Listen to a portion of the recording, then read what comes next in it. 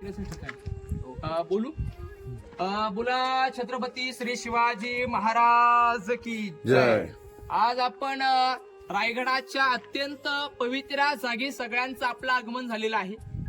कारण की आताची लोक वर्षातून पांडुरंगाचं दर्शन करायला पंढरपुरात जातात। तसं रायगडाची एकतरी जीवनातील एकतरी वारी झाली पाहिजे। कारण की ज्यांच्यामुळे आज आपण हे दिवस बघतोय त्यांची समाधी पाहायला तुम्ही गडावरती आलेले आहात।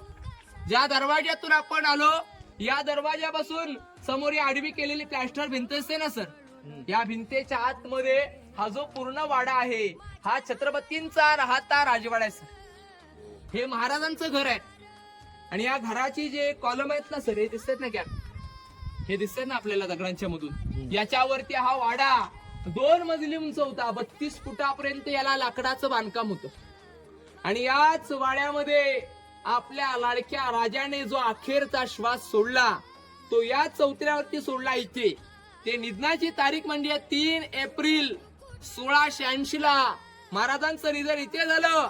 पण समाधीला आपल्याला जायचंय ना, ते टोकाला एकदम मंदिर आहे का शेवट, ते जगदीश्वर मंदिर आहे ना सर। महाराजांची समाधी 1 किलोमीटर पुढे का? कारण की आपले लाडके राजे शंकराचे भक्त होते सर। महाराजांचे आपण भक्त आहात, महाराज शंकराचे भक्त होते। महाराजांचं निधन इथे झालं, महाराजांची समाधी 1 किलोमीटर पुढे आहे। महाराजांचं आयुष्य किती वर्ष? 50। आपण देखील 50 वर्षाचं आयुष्य जर जगतोय, पण वयाचं 20 वर्ष आपलं बालपण आहे। उरलेल्या 30 वर्षामध्ये आताची माणसं मनासारखं घर देखील बांधू शकत नाही, कारण की आजची लोक समाधानी नाहीत ना। महाराजांनी एवढे सारे किल्ले जिंकले, कुणाच्याच गडावरती महाराजांचं नाव आहे का? नाही, तुम्हाला बघायला मिळणार नाही। एकच नाव आहे हिरोजींचं, या किल्ल्याच्या आर्किटेक्टांचं नाव तुम्हाला पाहायला मिळेल। महाराजांनी 18 पगड जाती एकत्र केल्या ना, महाराजांच्या खांद्याला खांदा लावून 18 पगड जाती एकत्र केल्या। मुस्लिम समाज देखील महाराजांच्या सोबत होता ना, कारण की महाराजांच्या काळात कुणी महाराजांनी जातीपात केला नव्हता, म्हणून हे दिवस आज आपण पाहतोय ना। 18 पगड जाती एकत्र केल्या। या वाड्यामध्ये राजे 10 वर्ष आणि छत्रपती संभाजी महाराज 9 वर्षे राहिले। कारण की संभाजी महाराजांचा इतिहास तुम्ही सर पिक्चर मार्फत पाहिलेला आहे।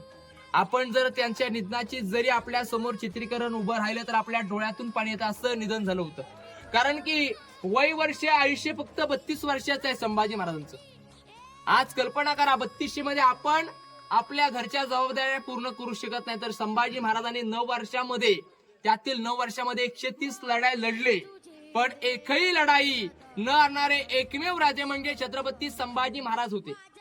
म्हणून म्हणतात ना, वाघाच्या जबड्यात घालून हात मोजी ती दात, ती जात मराठ्यांची, पहा चाळे पाडून इतिहासाची। कल्पना करा, एकट्याना पकडायला 40,000चं सैन्यदल लागत असेल तर ते व्यक्तिमत्व कसं असेल। आज कल्पना करा, आपल्यासारखी लोक सर, माझ्यासारखी लोक उन्हात किल्ला फिरू शकत नाहीत, लगेच आपल्याला घाम येतोय। मग रायगडाचा दगड उचलणारा मावळा कसा असेल?